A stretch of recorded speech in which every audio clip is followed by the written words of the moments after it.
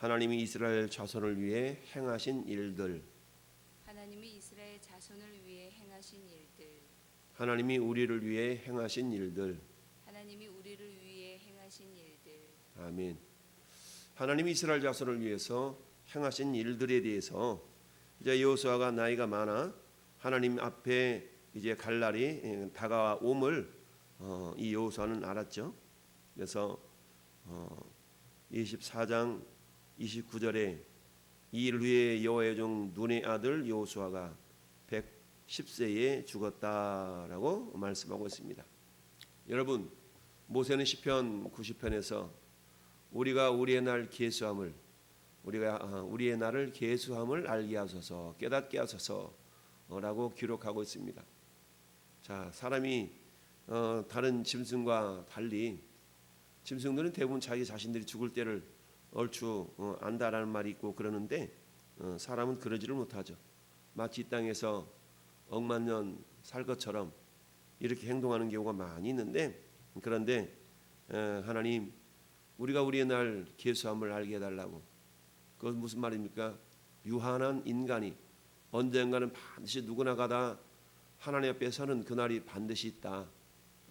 한 번 죽는 것은 사람에게 정해진 것이요 그 후에는 심판이 있으리니라는 히브리서 9장 27절의 말씀처럼 우리가 언젠가 어제보다 오늘 하루 더 주님 앞에 나아갈 날이 가까이 왔다라는 사실을 우리는 잊지 말아야 합니다. 여호수아가 이스라엘 모든 지파의 지도자들을 세겜성으로 다 불러 모았습니다. 그리고 그곳에서 이제 유언과도 같은 말씀을 이스라엘 자손들에게 전하는 내용이 23장, 24장에 나타나 있습니다. 그러면서 이스라엘 백성들을 하나님께서 어떻게 이곳까지 이끌어 오셨는가에 대해서 보통 우리가 술회라고 그러죠. 수례하였다. 서술하면서 이렇게 기억하는 것을 수례한다라고 그러죠. 회상한다. 하나님은 처음 믿음의 조상 아브라함을 어떻게 이끌어 오셨고 믿음의 씨앗으로 삼으셨는가를 먼저 말씀을 하고 있습니다. 강 저쪽에서 아버지 데라와 함께 다른 신들을 섬기며 살았었다. 그러니까 전혀 하나님과는 상관없는 삶을 살았다라는 얘기죠. 오늘날 우리로 말하면 예수님과는 전혀 상관없는, 한마디로 말하면 저기 통복시장에 있는 불교용품점이나 이렇게 경영하면서 살았다라는 그런 의미로 이해할 수가 있습니다. 그랬던 아브라함을 3절 말씀에 내가 너희 조상 아브라함을 강 저쪽에서 이끌어내요. 이 강은 어디입니까? 그야말로 갈대아 우르 지역은 티그리스 강과 유프라테스 강 그 하류에 있는 그곳이었죠. 이게 갈대아 우르죠. 거기에서 이끌어내어 가나안 온 땅에, 그곳으로부터 가나안 땅까지는 약 1500km 이상 되는 거리를 오늘날처럼 KTX가 있습니까? 오늘날처럼 비행기가 있습니까? 그대 있는 수단이라고는 낙이 타고 걸어서 이렇게 1500km를 가나안 땅으로 인도에 오시는데, 그런데 어때요? 곧바로 오지 않냐고 상류 지역인 유프라테스와 티그리스 강의 그 상류 지역인 하란 땅에 머물게 되죠. 그곳에서 하나님은 다시 한번 본토 친척 아버지 집을 떠나라라고 불러내십니다. 결국 그곳에서 아버지와 결국 친척들과 분리를 일으키려 하셨는데 조카 롯이 따라오게 되죠. 결국 아브람과 사라와 조카 롯 그리고 이제 하인들이 함께 결국 가나안 땅에 오게 되는데, 성경은 창세기 12장에 그렇게 말씀하죠. 마침내 가나안 땅에 들어왔다. 이 마침내라는 단어를 간혹 말씀드리죠. 그것은 뭡니까? 가나안 땅에 들어오기까지 여정이 순탄하지 않았다. 그렇지만 하나님은 하나님이 뜻하시고자 하시는 말을 반드시 이루신다라는 그런 뜻이 담겨져 있는 단어가 마침내라는 단어인데요. 창세기 12장에 마침내 가나안 땅에 들어왔다라는 말씀이 있습니다. 결국 그래서 하나님이 가나안 땅에 들이시고, 그리고 뭐라고 말씀하십니까? 내가 너희 조상 아브라함을 강 저쪽에서 이끌어내어 가나안 온 땅에 두루 행하게 하고 그의 씨를 번성하게 하려고 그에게 이삭을 주었다. 하나님은 네 후손이 네 자손이 하늘의 별들처럼 땅의 모래처럼 바닷가의 모래처럼 많게 해주겠다라고 하셨는데 그때가 자식도 없었던 75세의 노인, 사라는 65세의 여인, 그런 아브라함을 향해서 하나님께서 하신 약속이라고는 야 바다의 모래와 같은 많은 자손을 줄 텐데 근데 달랑 주신 것이 이삭 한 사람이었죠. 그리고 그 이삭을 통해서는 야곱과 에서 쌍둥이를 주었고 그 장남 에서보다는 둘째 야곱을 더 하나님이 크게 쓰신 거죠. 그래서 4절에 이삭에게는 야곱과 에서를 주었고 야곱이 형이 아니라 에서가 형인데 더 귀하게 쓰임받은 사람이 야곱이기 때문에 야곱을 먼저 이렇게 기록하고 있는 거예요.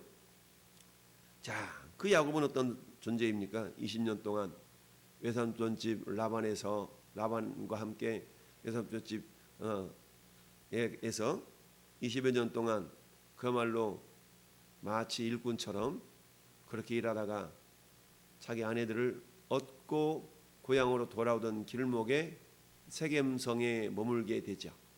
이 세겜성에서 자기 딸 디나가 겁탈을 당하는 그런 안타까운 일이 있었고 그 일 때문에 어떻습니까? 시몬과 레이가 가가지고 엄청난 위험한 일을 하는 바람에 하나님이 야곱에게 베델로 올라가라 했던 장소가 세겜이죠. 세겜.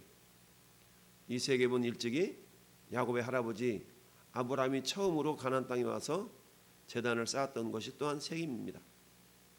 이처럼 세겜성은 처음으로 아브라함이 제단을 쌓았던 것이요, 야곱이 또한 하나님 앞에 맹세하고 베델을 향해 올라갔던 장소요, 그런 어떤 기념이 되는 그런 장소가 이 세겜입니다.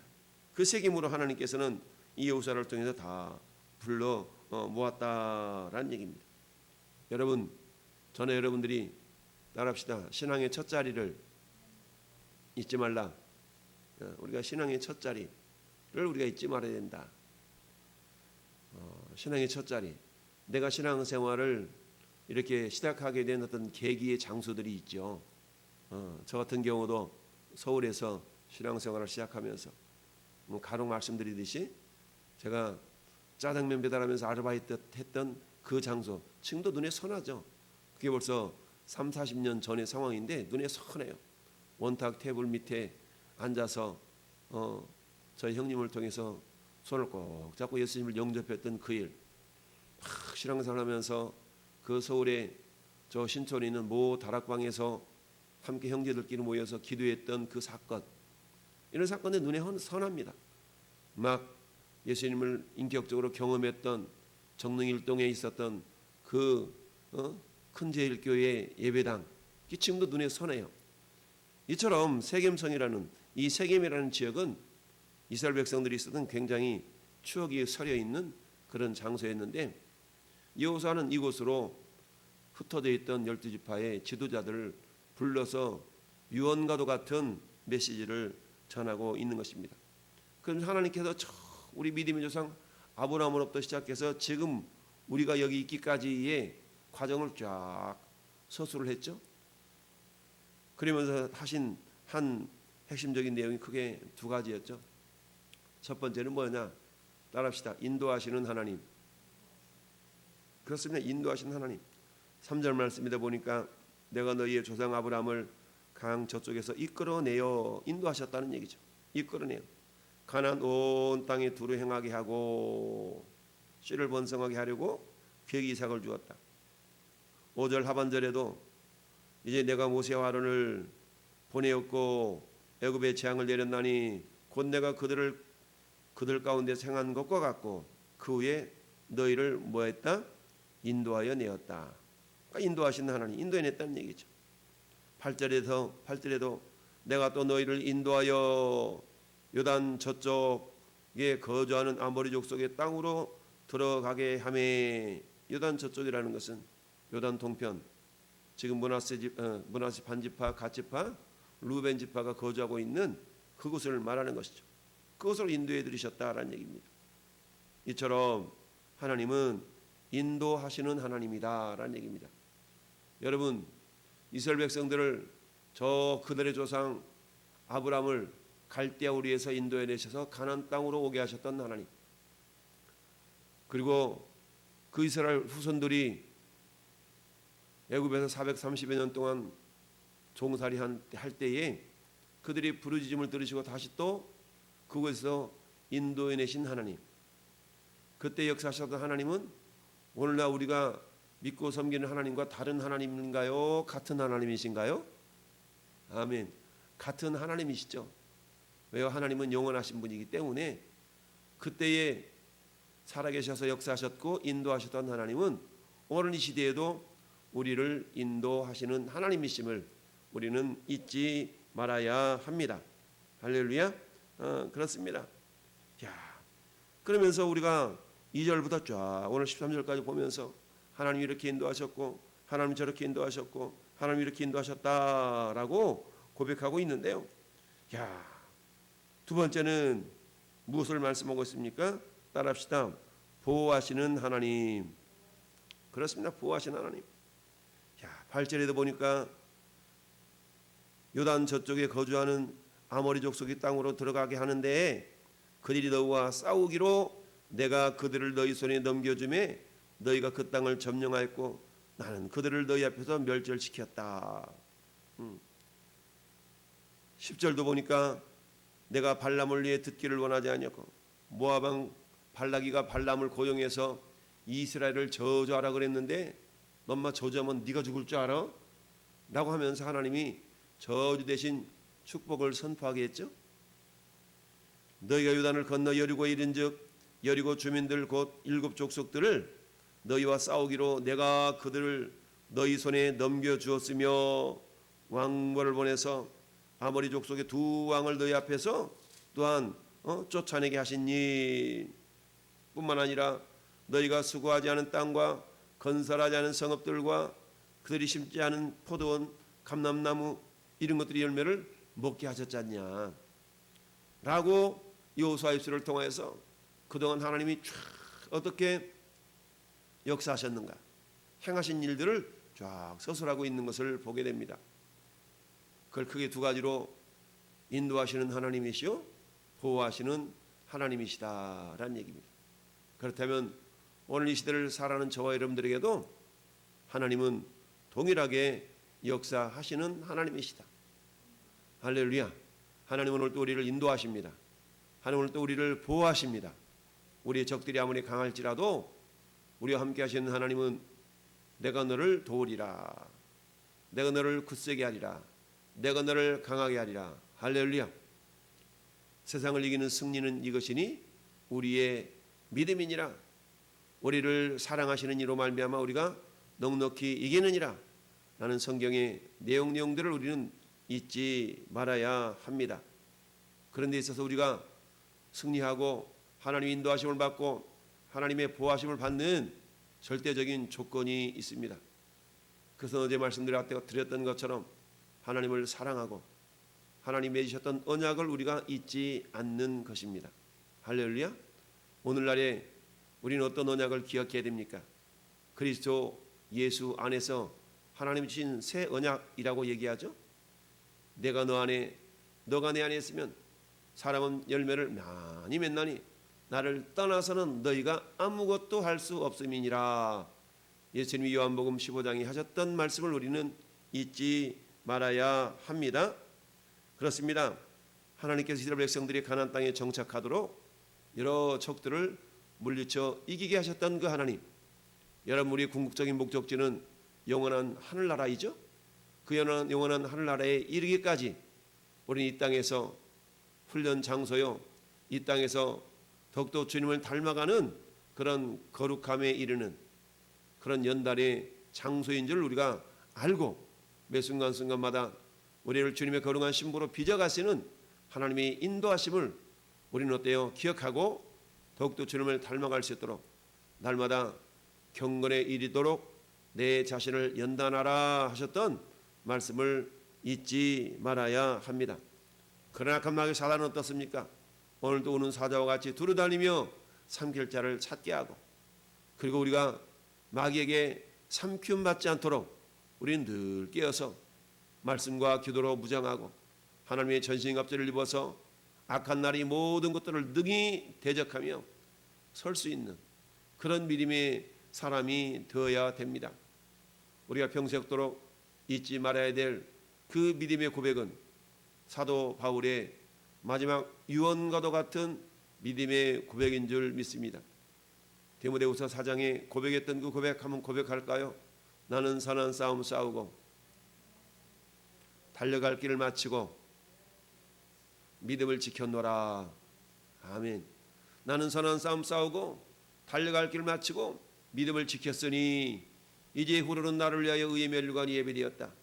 그런데 그것은 나만을 위한 것이 아니라 오늘도 이 시간에 함께 깨어 기도하는 저와 여러분들을 위함이니라 라고 사도 바울은 고백하고 있습니다. 언젠가 주님이 다시 오실 날이 있는데 그것을 사모하는 모든 자들에게 이처럼 주님이 의의 면류관을 준비하고 있다라고 고백하고 있습니다. 여러분 모든 지킬 만한 것 중에 너희 마음을 지켜라. 생명의 근원이 여기서 난다라고 잠언 4장에 말씀하고 있듯이 여러분 마음을 지킨다는 것은 우리 마음속에 마귀가 순간적으로 부정적인 생각들을 집어넣을 때 우리는 그것들을 다 물려쳐낼 수 있는 그런 상태가 되어져야 됩니다. 그래야만이 하나님께서 우리를 통해서 말씀으로 찾아와 주시고 말씀이 생각나게 하시고 말씀과 더불어 역사하실 성령의 인도하심을 우리가 받아낼 수가 있다라는 얘기입니다. 여러분 과거라는 것은 무엇입니까? 말합시다. 과거는 미래를 비추는 거울입니다. 그렇습니다. 과거를 이렇게 회상한다는 것은 그것을 발자취를 기억하면서 여러분 미래를 도약할 수 있는 한마디 말하면 디딤돌로 사용하기 위해서 어때요? 과거를 이렇게 회상한 것입니다. 그런데 우리가 미래를 향하여 나가기 위하여서 과거를 회상하는 것이 아니라 옛날이야 옛날이야 이러고만 있다 그러면 그것은 큰 의미가 없겠죠. 저희 여러분들이 맞아 내가 옛날에 이렇게 열정적인 신앙생활을 했던 적이 있었지. 그런데 지금은 늘 말씀드렸듯이 우리의 믿음과 신앙이라는 것은 날마다 업그레이드가 되어져야 됩니다.